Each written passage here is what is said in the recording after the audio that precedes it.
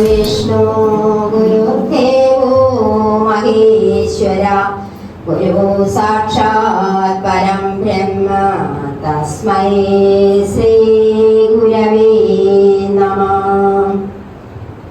ഓം ശാന്തി ശാന്തി ശാന്തി.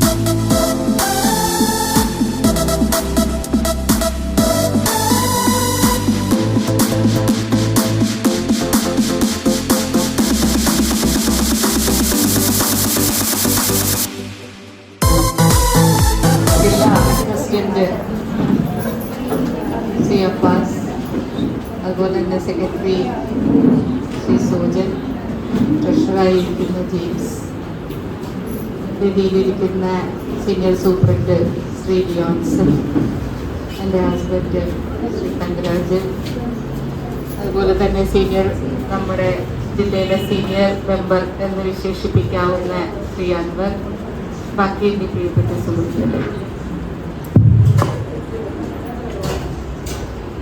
വളരെ സന്തോഷമുണ്ട് എല്ലാവരെയും ഒരുമിച്ച് ഇങ്ങനെ കാണുന്നതിൽ. അതുപോലെ തന്നെ ഇവിടെ സ്വാഗതം പറഞ്ഞ അബ്ബാസ് ഒന്ന് സൂചിപ്പിച്ചു, CME നമുക്ക് 2 വർഷമായിട്ട് കിട്ടിയില്ല എന്നുള്ളത്. അപ്പോൾ അതിൽ നിന്ന് തന്നെ വ്യക്തമാണ് CME ആണ് നമ്മൾ എല്ലാവരും കൂടി ചേരുന്ന ഒരു മുഹൂർത്തം. അപ്പോൾ അത് കിട്ടാത്തത് കൊണ്ടാണ് നമ്മളിങ്ങനെ ഒരു കൂടിച്ചേരൽ പ്ലാൻ ചെയ്തതെന്നുള്ളത് അതിൽ നിന്ന് വ്യക്തമാണ്. നമുക്ക് എല്ലാവർക്കും അറിയാം, CME എന്ന് പറയുന്നത് സർക്കാർ സംവിധാനമാണ്, DMOയുടെ കയ്യിലല്ല.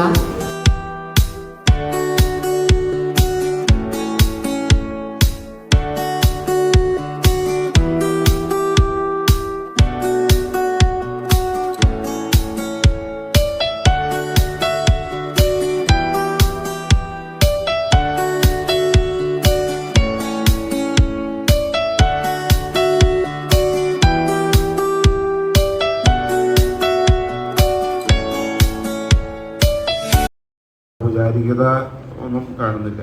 കൂട്ടായ്മയുള്ളൊരു സന്തോഷം എന്നൊക്കെയാണ് ഇതിന് പറയുക. നിങ്ങൾ ഈ പരിപാടിയെ സ്നേഹവിരുന്ന് എന്നാണ് ഇട്ടിരിക്കുന്നത്. അത് സ്നേഹത്തിൻ്റെ അടിസ്ഥാനത്തിൽ തന്നെ ആയിരിക്കണം എന്നുള്ളതാണ്. പിന്നെ നമ്മളെല്ലാം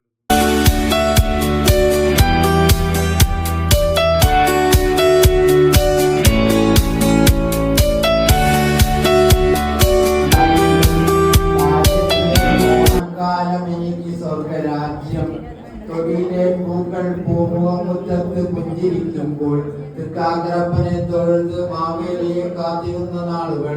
തൊടിയിലെ പൂക്കൾ പൂമുഖമുറ്റത്ത് പുഞ്ചിരിക്കുമ്പോൾ തൃക്കാക്കരപ്പനെ തൊഴുത് മാവേലിയെ കാത്തിരുന്ന നാളുകൾ. ഓണക്കോടി സമ്മാനിച്ച് സ്നേഹത്തിന്റെ നിറകുടമായ അച്ഛൻ, ഓണക്കോടി സമ്മാനിച്ച് സ്നേഹത്തിന്റെ നിറകുടമായ അച്ഛൻ ശിരസിൽ തലോടി നെറുകയിൽ ചുംബിച്ച് ഓണപ്പാട്ടുകൾ പാടി ഓണസദ്യയൊരുക്കി അമ്മ. ശിരസിൽ തലോടി നെറുകയിൽ ചുംബിച്ച് ഓണപ്പാട്ടുകൾ പാടി ഓണസദ്യയൊരുക്കി അമ്മ.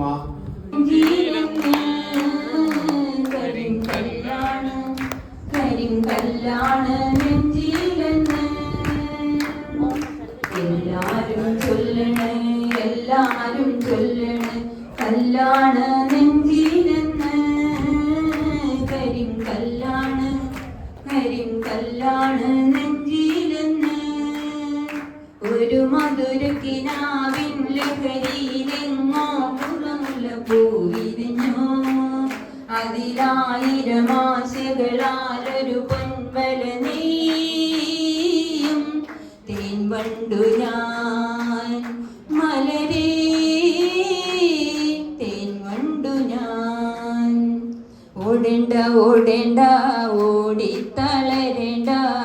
ഓമന ചുണ്ടത്തൊരുമ നൽകാം ഓമന പൂമുഖം വാടാതെ സൂക്ഷിച്ചാൽ ഓമന ചുണ്ടത്തൊരുമ നൽകാം.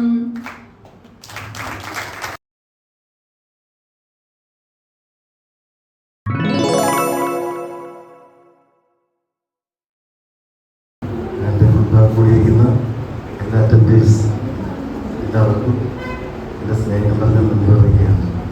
എൻ്റെ ജീവിതത്തിൽ എന്നെ ഒരു സ്റ്റീഫനാക്കി മാറ്റിയത് ഈ ജോലിയാണ്. വളരെ ഒരു പാവപ്പെട്ട വീട്ടിലാണ് ഞാൻ വന്നത്. എനിക്ക് ജോലി കിട്ടിയത് കൊണ്ട് എൻ്റെ കുടുംബം വളരെ അനുഗ്രഹിക്കപ്പെടുവാനുണ്ടായി. മക്കൾക്ക് നല്ല വിദ്യാഭ്യാസമായി, ജോലിയായി, അവളുടെ കല്യാണം കഴിഞ്ഞു, അവൻ പഠിച്ചപ്പോൾ പുറത്തേക്ക് പോകാൻ നിൽക്കുന്നു. ആ കണ്ടീഷനൊക്കെ ആയി. എനിക്ക് ഇനിയും ജോലി ചെയ്യും. അപ്പോൾ നമ്മൾ ഈ ജോലി ചെയ്യുന്ന സമയത്ത് നമ്മൾ ആത്മാർത്ഥമായി ജോലി ചെയ്തുകൊണ്ടാണ് നമ്മൾ ഇത്ര നാൾ ടെൻഷൻ ആവാൻ തന്നെ ദൈവം നമ്മൾ അനുവദിക്കുന്നത്. ഇതിപ്പോൾ നമ്മൾ ഓർത്തിരിക്കണം കേട്ടോ ഒരു കാര്യം. അത് ദൈവത്തെ കണക്ക് കൂട്ടും. നമ്മൾ ഒരു രൂപ നമ്മൾ ശമ്പളം വാങ്ങിക്കുന്നുണ്ടെങ്കിൽ അതിൻ്റെ ജോലി നമ്മൾ ചെയ്തിരിക്കണം. അതേമാതിരി ലഭിച്ച പല പുതിയത് വരാം. ഇപ്പോൾ നമ്മൾ അധികം കമ്പ്യൂട്ടറായിട്ട് സംസാരിച്ചുകൊണ്ടിരിക്കുക, മൊബൈലായിട്ട്. ആൾക്കാരായിട്ട് ബന്ധം കുറഞ്ഞു പോകുന്നു, പഴയ പോലെ അല്ല ഇപ്പോൾ. അത് പരമാവധി ഈ കടന്നു വരുന്ന രോഗികൾക്ക് അങ്ങനെ ഒരു ബുദ്ധിമുട്ടുണ്ടാവാതെ നമ്മൾ നോക്കണം. കാരണം അവർ രോഗികളും നമ്മൾ സേവന രംഗത്ത് നിൽക്കുന്നവരാണ്. അപ്പം നമ്മൾ അറ്റൻഡേഴ്സ് വെച്ചാൽ പ്രത്യേകിച്ച് നമ്മളാണ് എല്ലാവരെയും മിക്കപ്പോഴും ഒരു കൈപ്പിടിച്ച് താങ്ങുന്നതൊക്കെ നമ്മൾ അറ്റൻഡേഴ്സ് തന്നെയാണ്. അത് ഒരു സംശയമില്ലാത്ത കാര്യമാണ്. ഞാൻ എൻ്റെ സർവീസിൽ കണ്ടിട്ടുണ്ട് ഞാൻ. കാരണം ഏറ്റവും മുന്നേ വരുന്നതും കാണുന്നതും പോകുമ്പോൾ കാണുന്നതും ഒക്കെ നമ്മൾ തന്നെയാണ്. അപ്പോൾ അവരായിട്ട് ഭയങ്കര ബന്ധമായിരിക്കും. ഒരു രോഗികൾ പോലും നമ്മുടെ സ്ഥാപനത്തിൽ നമ്മളെ കുറ്റം പറയണം. അങ്ങനത്തെ ഒരു അവസ്ഥ നിങ്ങളുടെ ജീവിതത്തിൽ ഉണ്ടായിരിക്കണം. അതൊക്കെ വലിയൊരു അനുഗ്രഹമാണ്. നമ്മുടെ തലമുറയൊക്കെ അനുഗ്രഹിക്കപ്പെട്ടോ നമ്മുടെ ജോലിയോടുള്ള ആത്മാർത്ഥത. അതുമാതിരി ഇത്രത്തോളം ആദരിക്കുവാനൊക്കെ ഡേക്കിയാനൊക്കെ എല്ലാവരോടും നന്ദി പറയുകയാണ്. പ്രത്യേകിച്ച് DMO. എനിക്ക് അവസാനമായിട്ട് കിട്ടിയ ഡോക്ടർ ഇതിൻ്റെ ഡോക്ടറിന് വളരെ ആത്മാർത്ഥമാണ്. ആളുടെ എനിക്ക് എന്തെങ്കിലും അത്യാവശ്യത്തിൽ ഇതിനകത്ത് ആൾക്കൊന്നും ഒരു പ്രശ്നമല്ല. എന്ത് നമുക്ക് ആളോട് പറയാം ലീവ് ചോദിക്കണേ മുന്നേ ആൾ നോക്കിയിട്ടുണ്ടോ അവിടെ അങ്ങനത്തെ ഡോക്ടർ. അപ്പോൾ ഏറ്റവും അവസാനം എനിക്ക് നല്ല ഡോക്ടർ തന്നെ കിട്ടിയത്. ഒത്തിരി ഡോക്ടർമാരെ കൂടെ ഞാൻ ജോലി ചെയ്തിട്ടുണ്ട്. മിനി ഡോക്ടർ CMO ഇവിടെ കൊടകര ജോലി ഉള്ളത് കോട്ടയം DMO ആണ്. മരിമേഴ്സി കോൺസർവീസ് എറണാകുളം DMO ആണ്. ഇവരൊക്കെ ആയിട്ട് നല്ല ബന്ധമുണ്ട്. അവരെൻ്റെ വീട്ടിൽ വരാറുണ്ട്, നാളെ വന്നിരുന്നു. അപ്പോൾ ഒത്തിരി ഡോക്ടർമാരായിട്ട് ഈ സർവീസിൽ എനിക്ക് ആലപ്പുഴ ജില്ലയിൽ അവര് 5 വർഷം ഞാൻ ജോലി ചെയ്തിട്ടുണ്ട്. മൊത്തം 24 വർഷം സർവീസ്. ടോട്ടൽ 25 വർഷമുണ്ട്. വേറെ ഗവൺമെൻറ് വേറെ സർവീസും കൂടി ഉണ്ടായിരുന്നു. ഇത്രയൊക്കെ സഹായിച്ചു. എല്ലാത്തിനും നന്ദി പറഞ്ഞുകൊണ്ട് എൻ്റെ വാക്കുകൾ സാർ.